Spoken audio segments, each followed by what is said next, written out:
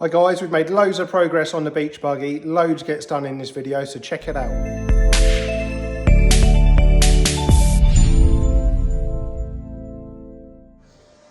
Okay, so next up I wanted to fit the battery. We've gone with this small battery, mainly because we're limited with space, and this looks like the best place to put it.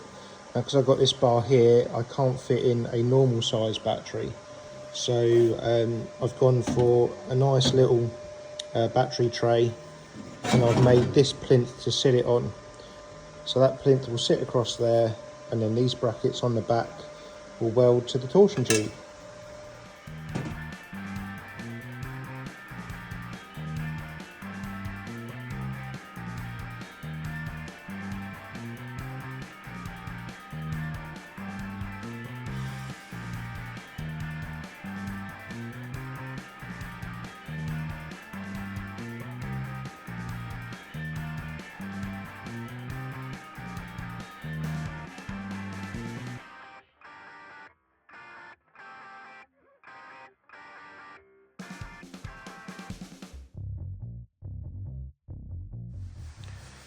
Okay, so we have our body on our chassis, and we've bolted down across the back and one bolt at the front.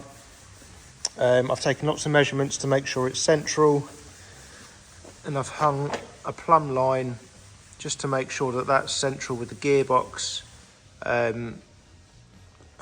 Our lights up here are going to be really tight to our carbs or to our air filters, so it's really important that we get this body central.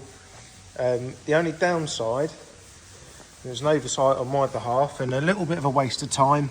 I've had to remove the battery box and tray that I fitted in here. This is all shaped back here, so it really comes across that torsion tube there. And there's now not enough room for the battery to sit here. So I'm going to have to rethink that. But yeah, at least the body's now bolted down to the chassis and we can move on. Okay, so here we go with battery tray Mark II. I have had it test fitted just to make sure that it works. So that is going to sit in like that and weld into place. So I'm now going to just pop the battery in and make sure everything fits right before I tack it in.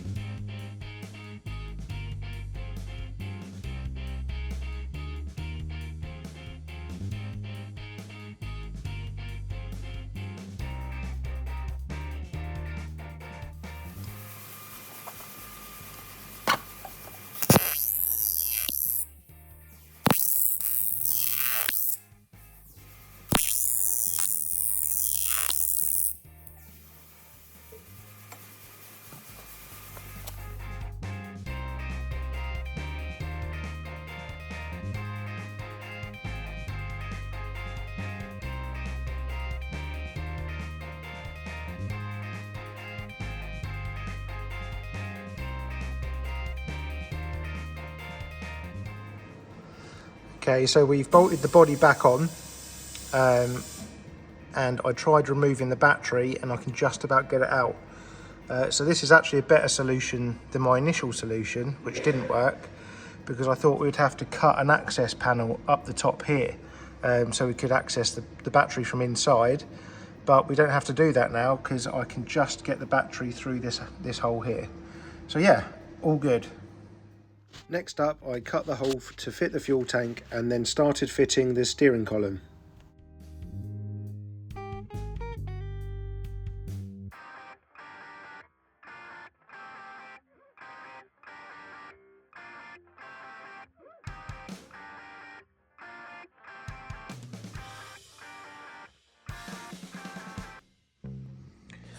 Okay, so it's been quite a productive morning.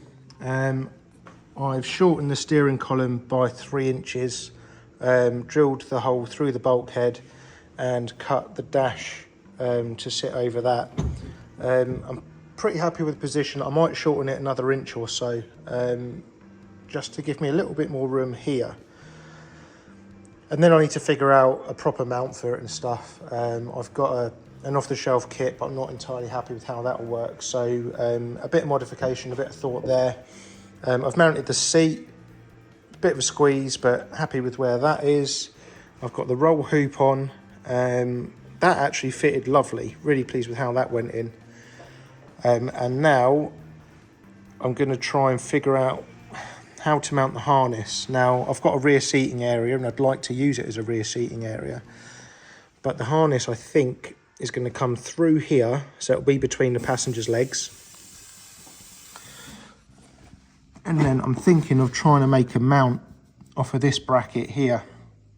I wanted it to run on an inertia reel, but there's not an awful lot of room here. So the first thing I'm going to do is cut the slot, and then I'll figure the rest out. Okay, so this has been quite long-winded. I didn't take any video of me doing it because I wasn't sure if it was going to work and it would have just taken forever. But basically, this bracket that I bought wouldn't have worked with the retro-style dash I've got. So I decided to cut it up and modify it. So I've chopped off, there's a big front piece here, shortened it and welded it back together here, and then I've made these tabs, drilled them and tapped them so I could bolt this bar to them, so they now bolt upwards like a beetle would. And then I've welded some brackets on the end of here, and you can see I've got an M10 nut in there at the moment, just spacing it off, and that's to replicate the fiberglass part of the dash.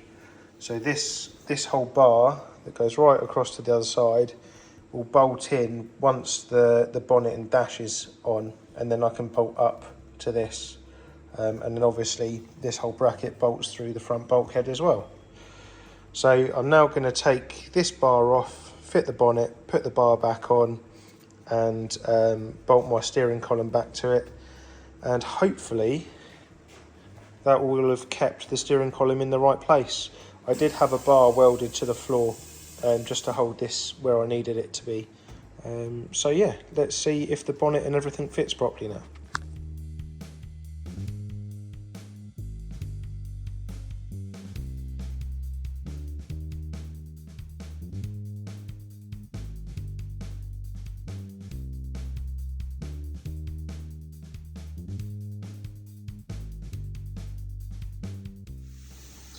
Okay, so that's my steering column bracket finished, happy with all of that, job done.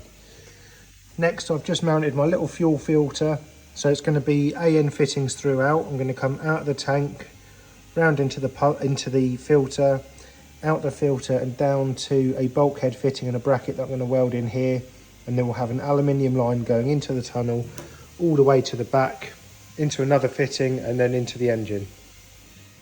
So this is a brand new fuel tank. I'm going to cut the inlet off and we're going to have a centre fill, and I believe I might have to reshape the front of this to make sure it clears the bonnet.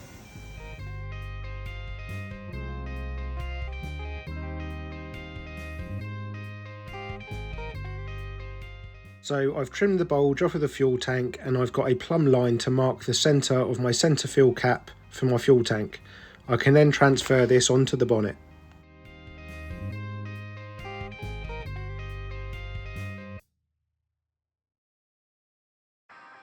So with the hole drilled in the bonnet for the centre fill, I now turn my attention to capping off the fuel tank.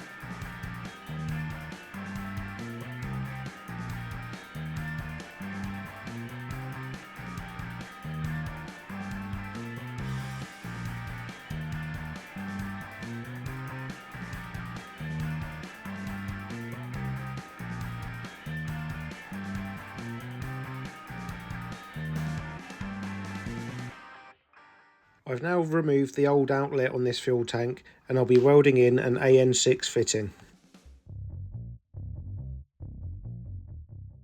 The next thing I want to do is start fitting the wheel arch extensions. To do that, I need to get the car sitting where it will do once there's an engine fitted. I don't have my engine because it's off being rebuilt, so I've borrowed Pat's Type 4 engine. I'm now using a 2-pack panel adhesive to stick the side pods and the wheel arch extensions on. This is after we spent hours trimming and getting everything to fit nicely. Once the adhesive is applied, we place the panel over the top and use some rivets and some tech screws to hold it all in place until the adhesive has gone off.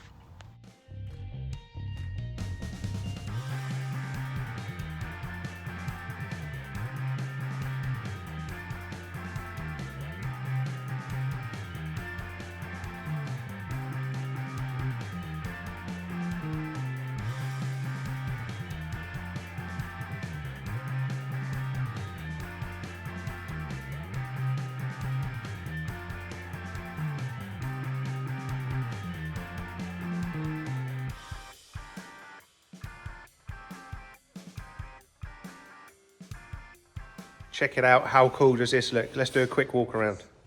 Okay, so we've borrowed Pat's engine just to get a bit of weight in the back, get the stance how we want it. My engine's off for rebuild, so luckily we had this sat around. So this has now got our wheel arch extensions on. It looks an absolute shit show at the moment. I know we've got all of this adhesive, we've got slices, we've got holes where we've riveted it on. But ultimately, we're gonna mat all of this in and shape it up nice. We've got some bits to infill, so this all flows smoothly around here. Likewise with the front here, we're just gonna add a piece in here. The side pods we've glued in as well, so we're gonna smooth all of this in. So this seam won't be here. And then again with the front. But really pleased with how it looks. It's looking proper stout and aggressive. I just think with these tyres as well, it just sits perfect. So yeah, still a lot to do bodywork wise, a lot of fiberglass work to do. But yeah, starting to get a feel for the shape now. It's going to look really cool. Really excited for this.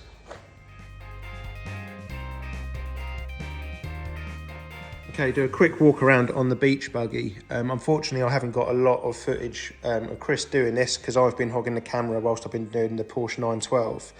But you'd have seen that we glued these wheel arch extensions on with panel adhesive. The wheel arch extensions are original GP buggy items, pretty rare, probably worth some money, and we've kind of ruined them. But hey, I wanted to use them and they came with the beach buggy that I bought. So they've now been fiberglassed in, matted over the top of the join. The adhesive was proper strong, so I can't see that there would have been a problem, but we just wanted to glass over everything. We've glassed the side pods in, so that's all smooth. So yeah, pretty pleased with the shape of all of that now. I just think it makes it look a little bit more stout. Quite pleased with how that's come out. And now Chris has started putting the filler in just to refine it, get all the shapes right. We want to try and keep our edges sharp. I've seen a few of these done before where they've glassed in the side pods and everything starts to look a bit round and fat. So we're going to try and get our shapes back into it and get it nice and crisp. So yeah, Chris probably got a week of filler work now, getting everything straight, getting everything nice. I will try and get some footage of that. We'll just see how the week pans out.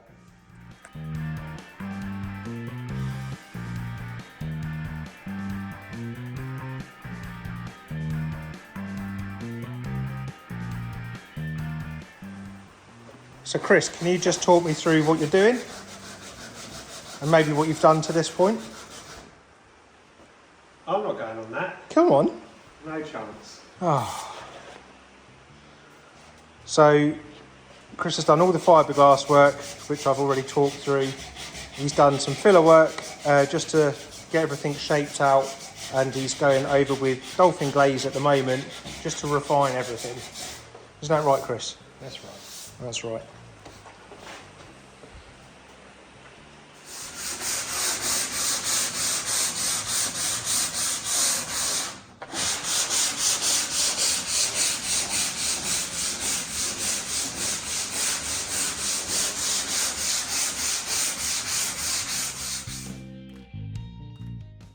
So I'm sure a lot of people won't like this, but we're making a mixture of filler and fiberglass filler.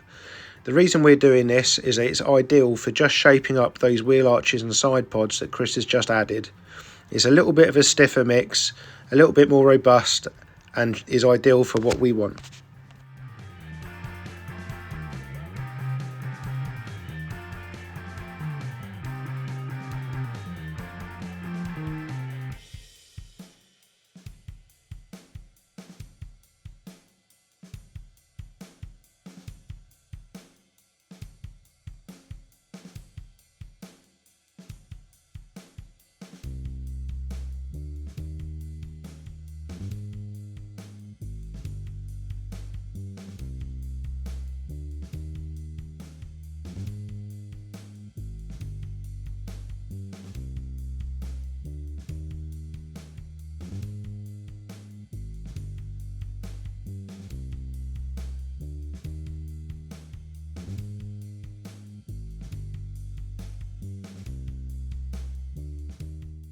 Okay, we've got Bella back in the shop. We're going to set to taking the new body off and stripping down the chassis. But first things first, we've got the headlights to fit.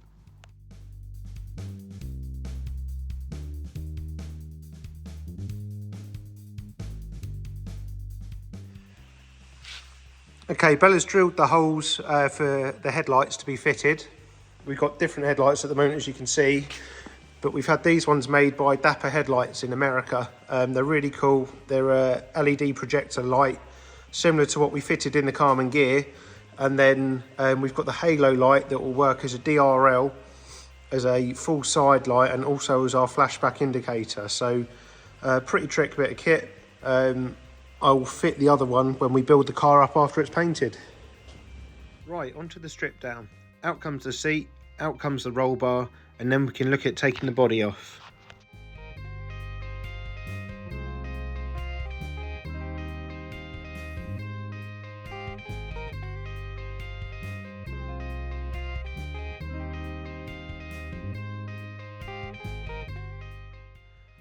So Bella starts by taking the wheels off and then removes the pedal assembly while I start taking the beam off.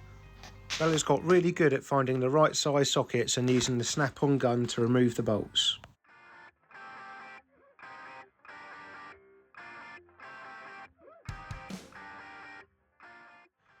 Next we turn our attention to the back, where Bella starts removing the spring plate covers and I can start taking the gearbox out.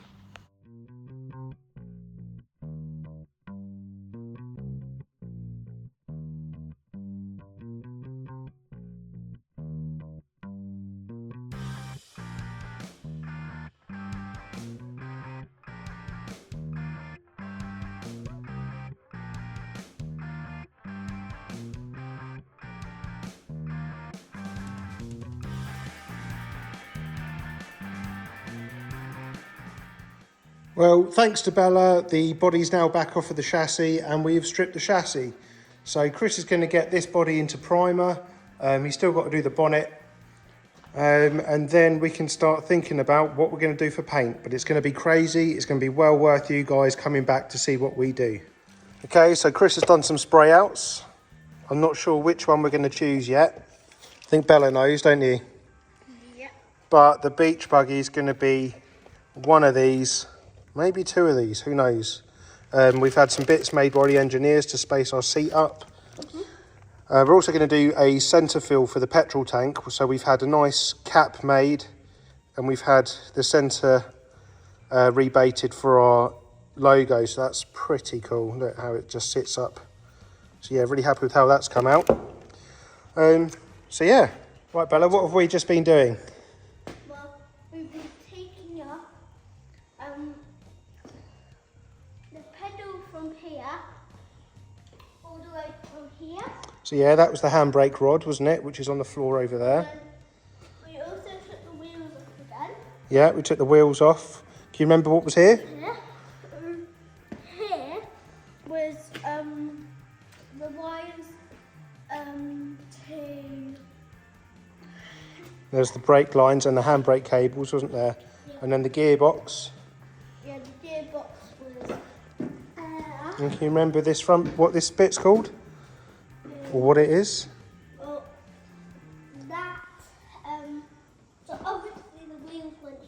Yeah, and this is our suspension, isn't it? Yeah. So if it was the wheels, it would be a suspension. So you can see the T-poles, the wire. Yeah, and then that's our chassis there, all stripped. We've got a few more bits to do to it, and then it can go off to be powder coated. Right, say bye.